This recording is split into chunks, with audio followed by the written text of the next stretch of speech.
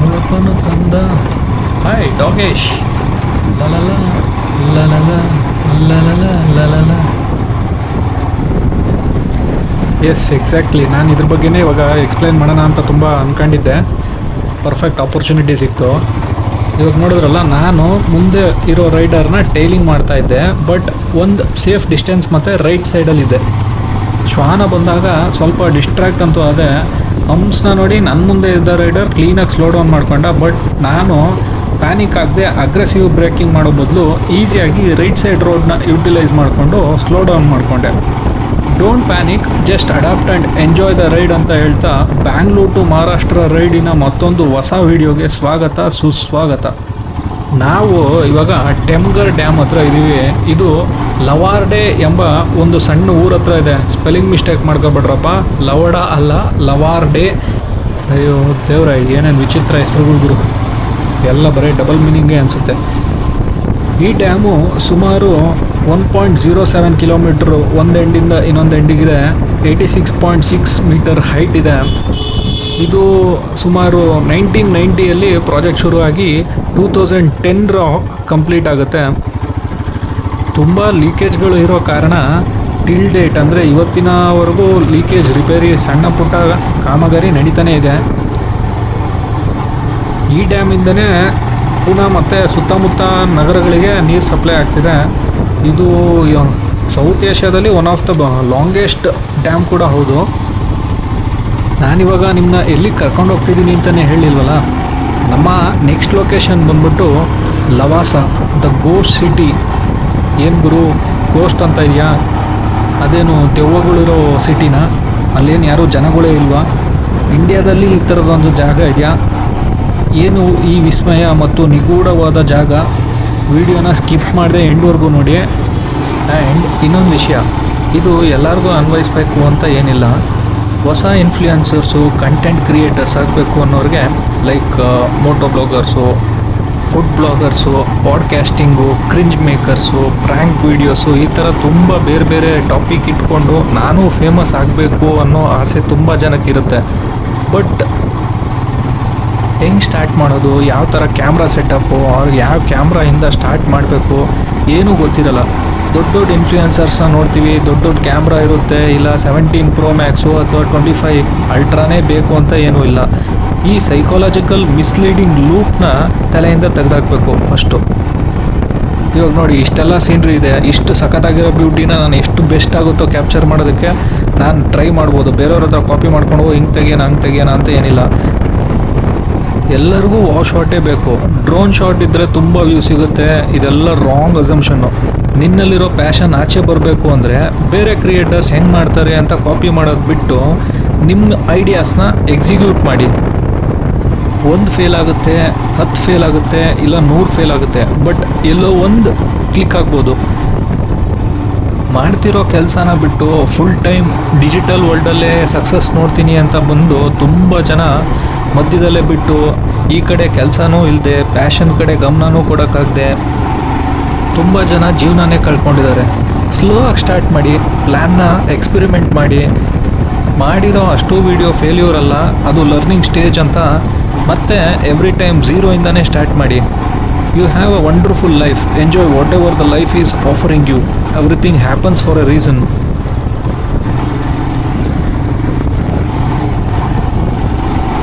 30 kilometre ಇದ್ದಂಗೆ ಎಂಟ್ರೆನ್ಸ್ಗೆ ಒಂದು ಚೆಕ್ ಪೋಸ್ಟ್ ಇದೆ, ಎಂಟ್ರೆನ್ಸ್ ಗೇಟು. ಓ ವಾವ್, ದೊಡ್ಡ ಆರ್ಚೇ ಇದೆ, ಆರ್ಚ್ ಬಿಲ್ಡಿಂಗೇ ಇದೆ ಇಲ್ಲಿ. ಎಂಟ್ರೆನ್ಸ್ ಫೀಸ್ ಎಷ್ಟಿರುತ್ತೆ ನೋಡೋಣ.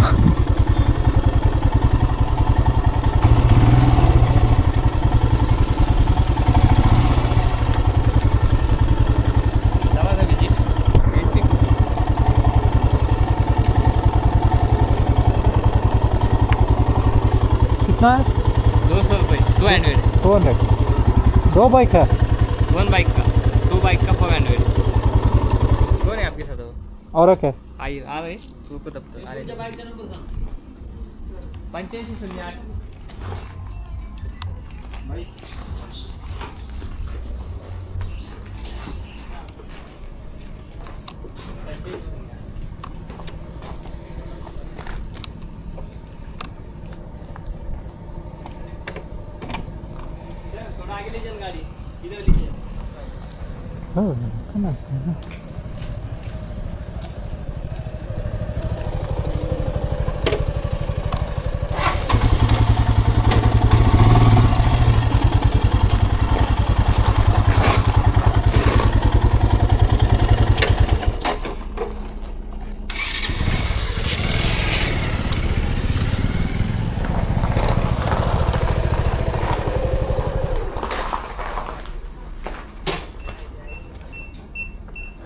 ऑनलाइन है।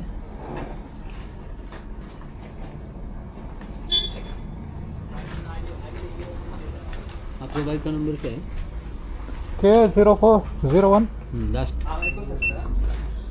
K01 ಏನು ಗುರು ನನ್ನ ನಂಬರು JG लास्ट लास्ट बताइए बस।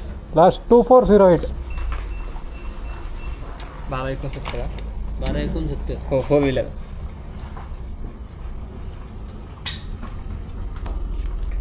ಎಂಟ್ರೆನ್ಸಲ್ಲಿ ಬೈಕ್ ಹಾಕ್ತೀನಿ.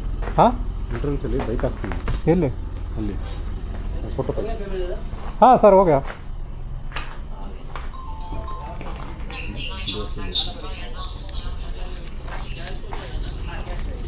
ಏನು ಗುರು ಇಷ್ಟಪ್ಪ ಉತ್ಕೊಂಡೈತೆ ಗಾಗಲ್ಸ್. ಜಾಗನೇ ಇಲ್ಲ ಬಿಡು, ನಾನು ಟ್ಯಾಂಕ್ ಬ್ಯಾಗ್ಗೆ ಹಾಕ್ತೀನಿ.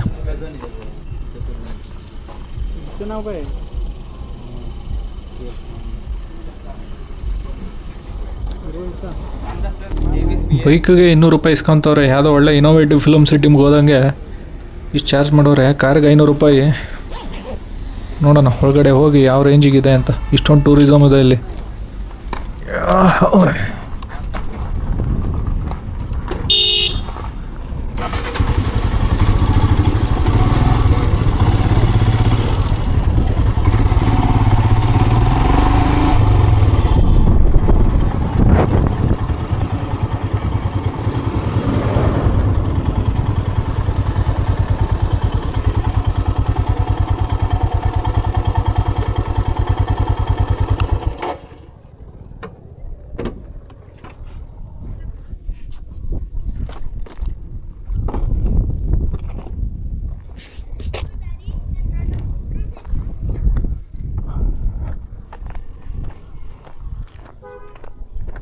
ಮಧ್ಯ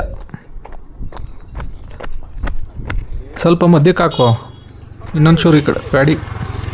ಓಕೆ, ಗಾಡಿ ಹೋದ್ಮೇಲೆ ಆ ಕಡೆಗೆ ಹಾಕು, ಸೆಂಟ್ರಿಗೆ. ಹಿಂದಕ್ಕಲ್ಲ ಮುಂದಕ್ಕೆ. ಸೆಂಟ್ರಿಗೆ ಕರೆಕ್ಟಾಗಿ ಸೆಂಟ್ರ್ ಬರುತ್ತೆ. ಸಾಕು ಸಾಕು ಸಾಕು.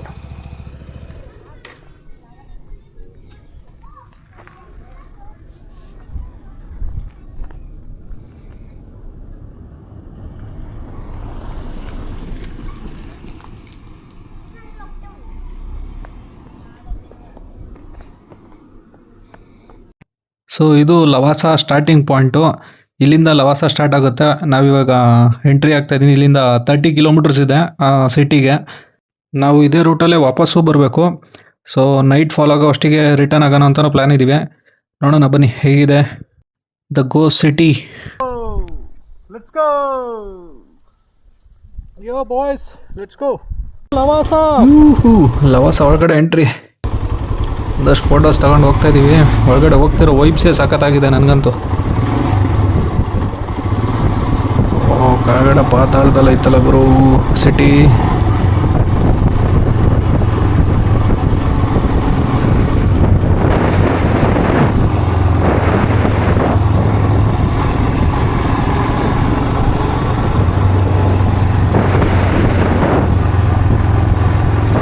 ಸೈಕ್ ಲೊಕೇಶನ್ ಗುರು, ಅಲ್ಲೆಲ್ಲೋ ಕೆಳಗಡೆ ಇದೆ ಅದು.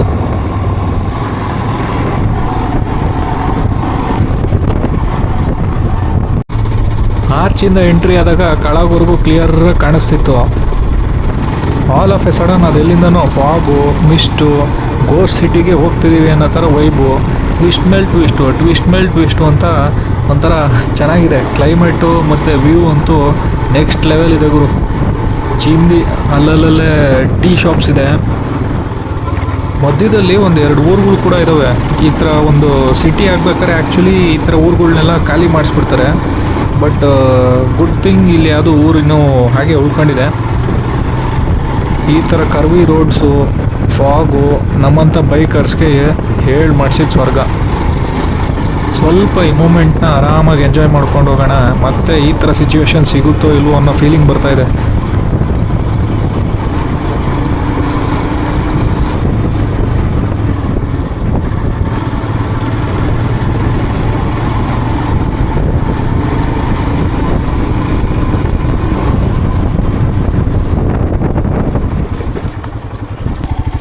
ಇದು ಯಾವುದೋ ಸ್ಪಾಟ್ ಚೆನ್ನಾಗಿದೆ. ಒಂದು ಚಿಕ್ಕದಾಗಿ ಒಂದು ಪಿಟ್ ಸ್ಟಾಪ್ ಹಾಕೊಂಡು ಹೋಗ್ಬಿಡೋಣ ಬನ್ನಿ.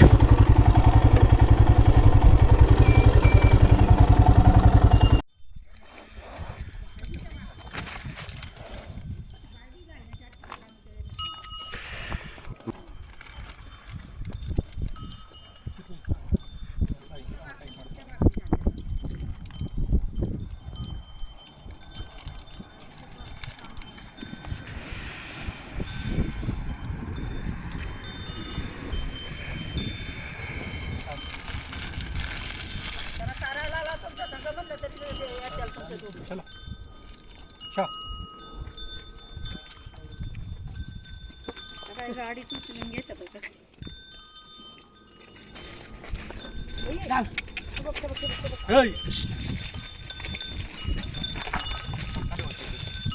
चला जो आ धुडी दिया चका चला ಏ ಮಚ್ಚ ಅದನ್ನು ಹಾಕ್ಲಿ ಅಂತ ऐसा ಇಲ್ಲ ಮಚ್ಚ ಅದನ್ನು ना जेडला सत्ती ना चलता मारला ಅಯ್ಯೋ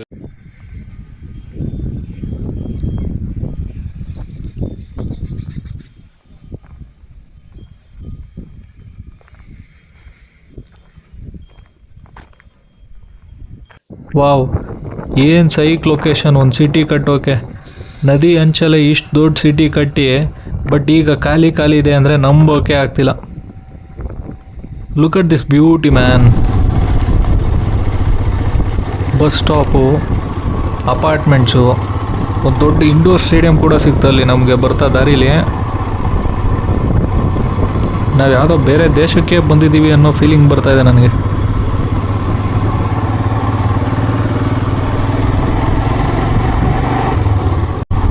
ಇದು ಮುಂಬೈ ಮತ್ತು ಪುಣೆಗೆ ಹತ್ರ ಇರೋದ್ರಿಂದ ಒನ್ ಡೇ ಔಟಿಂಗ್ ಅಂತ ತುಂಬ ಜನ ಬರ್ತಾರೆ ಇಲ್ಲಿಗೆ.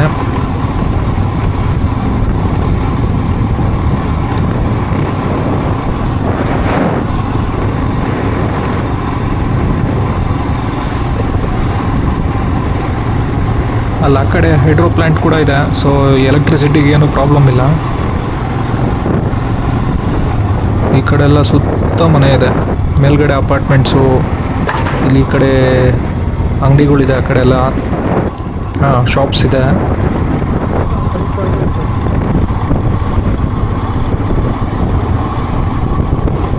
ನಮ್ಮ ದೋಸ್ತ ಒಂದು ಒಳ್ಳೆ ಬಿಲ್ಡಿಂಗ್ ಹುಡುಕಿದ್ದಾರೆ ಒಳಗಡೆ ಹೋಗೋದಕ್ಕೆ. ನೋಡೋಣ ಇಂಟೀರಿಯರ್ ಎಲ್ಲ ಯಾವ ಥರ ಡಿಸೈನ್ ಮಾಡಿದ್ರು ಅಂತ. ಓಕೆ, ಆಚೆಯಿಂದನೇ ನೋಡೋಕೆ ಹಿಂಗಿದೆ ಸೈಕಾಗಿ.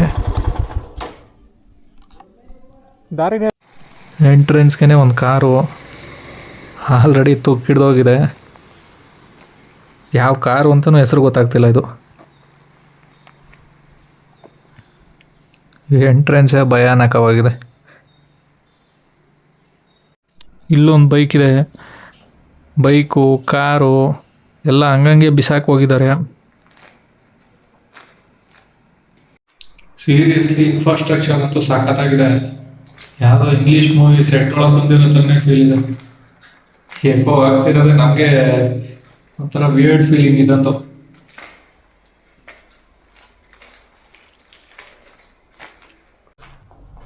ಸಾವಿರದ 1996ರಲ್ಲಿ ಮಹಾರಾಷ್ಟ್ರ ಗೌರ್ಮೆಂಟವರು ಒಂದು ಸ್ಪೆಷಲ್ ರೂಲ್ ಮಾಡುತ್ತೆ.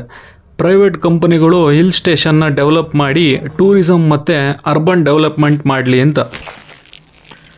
ಈ ಪಾಲಿಸಿಯಿಂದ ಇನ್ಸ್ಪೈರ್ ಆಗಿ ಹಿಂದೂಸ್ತಾನ್ ಕನ್ಸ್ಟ್ರಕ್ಷನ್ ಕಂಪನಿ ಅಂದರೆ HCC ಓನರ್ ಆದ ಅಜಿತ್ ಗುಲಾಬ್ಚಂದ್ ಅವರು ಪ್ಲ್ಯಾನ್ ಮಾಡಿ ಭಾರತ ದೇಶದ ಮೊದಲ ಪ್ರೈವೇಟ್ ಹಿಲ್ ಸಿಟಿ, ಇಲ್ಲಿ 6,000 ಕೋಟಿ ಮನಿ ಇನ್ವೆಸ್ಟ್ ಆಗಿರುತ್ತೆ. ಇದು ಸುಮಾರು 20,000 ಎಕರೆ ಇದ್ದು ಹೆಚ್ಚು ಕಡಿಮೆ 3 ಲಕ್ಷ ಜನ ಇಲ್ಲಿ ವಾಸ ಮಾಡ್ಬೋದು ಅಂತ ಪ್ಲ್ಯಾನ್ ಮಾಡ್ತಾರೆ. ಇಟಲಿಯಲ್ಲಿರೋ ಪೋರ್ಟ್ ಫಿನೋ ಥರ ಸೇಮ್ ಕಾನ್ಸೆಪ್ಟ್ ಡಿಸೈನ್ ಮಾಡ್ತಾರೆ. ಬಟ್ ಅನ್ಫಾರ್ಚುನೇಟ್ಲಿ 2010-11ರಲ್ಲಿ ministry of government and forest ಕಡೆಯಿಂದ ಒಂದು ನೋಟಿಸ್ ಬರುತ್ತೆ, ಇಲ್ಲಿಗಲ್ ಆಗಿ ಅರಣ್ಯನ ಕಬ್ಜಾ ಮಾಡ್ಕೊಂಡಿದ್ದೀರಾ, ಬೆಟ್ಟ ಗುಡ್ಡನ ಪರ್ಮಿಷನ್ ಇಲ್ಲದೆ ಆಕ್ಯುಪೈ ಆಗಿದೆ, ಪೊಲಿಟಿಕಲ್ ಪಾರ್ಟಿ ಪ್ರೆಷರ್ ಬರುತ್ತೆ, ಇನ್ವೆಸ್ಟರ್ಸ್ ಇಮಿಡಿಯೇಟಾಗಿ ಹಾಕಿರೋ ದುಡ್ಡನ್ನ ವಾಪಸ್ ತಗೊತಾರೆ, ಬ್ಯಾಂಕ್ರಪ್ಸಿ ಆಗುತ್ತೆ, ಫಿನಿಶ್ ಆಗಿರೋ ಬಿಲ್ಡಿಂಗ್ಸ್ನ ಯಾರೂ ಪರ್ಚೇಸ್ ಮಾಡಲ್ಲ, 2018ರಲ್ಲಿ ಕಂಪ್ಲೀಟ್ ಆಗಿ ಕನ್ಸ್ಟ್ರಕ್ಷನ್ ಸ್ಟಾಪ್ ಆಗುತ್ತೆ. ಅಲ್ಲಿಗೆ ಅಜಿತ್ ಗುಲಾಬ್ ಚಂದ್ ಅವರ dream to make private hill city stop ಆಗುತ್ತೆ.